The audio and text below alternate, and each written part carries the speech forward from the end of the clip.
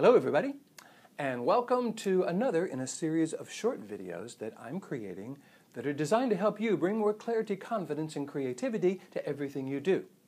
For those of you who don't know me, my name is Dr. Bill Crawford. I'm a psychologist, a speaker, an organizational consultant, life coach, corporate trainer. I've had the pleasure of writing 4 books and doing 2 PBS specials. And each week I do 2 things. Number 1, I create a short video and I send out a quote. At the moment we have about 5,000 subscribers on our list, and if you are not already on that list and would like to get on the list, where every week I will send you one of my favorite quotes along with 2 or 3 paragraphs about how to apply that quote in our lives, plus a short video, all you got to do is go to my website, billcrawfordphd.com, hit the subscribe button, and you can put your name and email address down there, and I will send one of these to you each week. Today's quote is by D.J. Kaufman, kind of adapted from a quote he said. He says, "Wisdom is the reward for listening all of those times when we would have preferred to talk."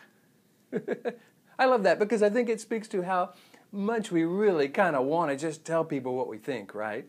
We would really love them to listen to us. And yet, have you noticed that when we jump in or try to tell them, especially when there's a disagreement, often it doesn't result in them saying, "Oh, thank you for sharing, I feel so much better now." They almost always start arguing for the exact opposite behavior. And so our talking is not really always convincing. What I suggest we do is look at this quote and notice it says, listening, or wisdom is the listening, is the reward we get for listening. In other words, there's value in listening, not just to be nice, not just to have people feel heard, but to actually give us more wisdom.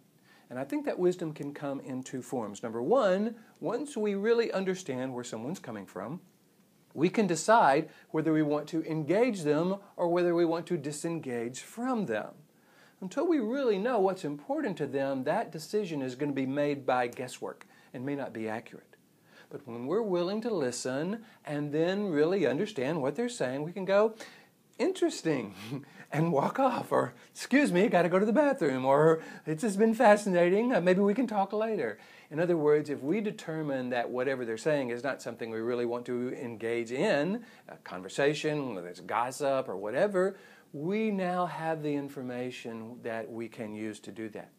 On the other hand, if we want to be influential with this person, and I think that's what a lot of us want. How can I influence someone? In order to influence them, we have to know what is important to them. Because if we are countering that, if we're talking in a way that disagrees with what's important to them, they will automatically resist hearing what we say is valuable. They will start to argue with it, and it becomes a who's right debate.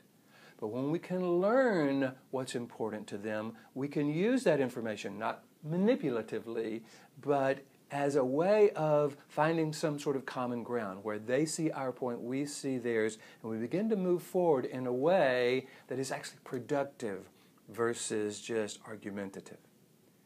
A friend of mine just sent me a TED Talk by a gentleman by the name of Julian Treasure. Isn't that a great name?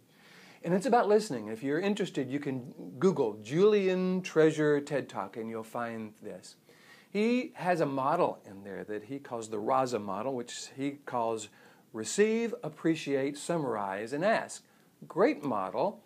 I'm just thinking that sometimes that concept of appreciating what somebody else is saying, especially when we don't agree, may be tough.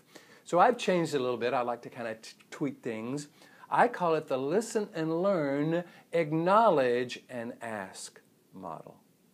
We want to listen to learn what's important to them. We want to acknowledge that, I can see how you would see it that way. I can see how that would be important to you. That doesn't mean we agree with them necessarily, but it does mean they no longer have to defend it. And then we want to begin to ask a question. Normally a question about the future, not about the past.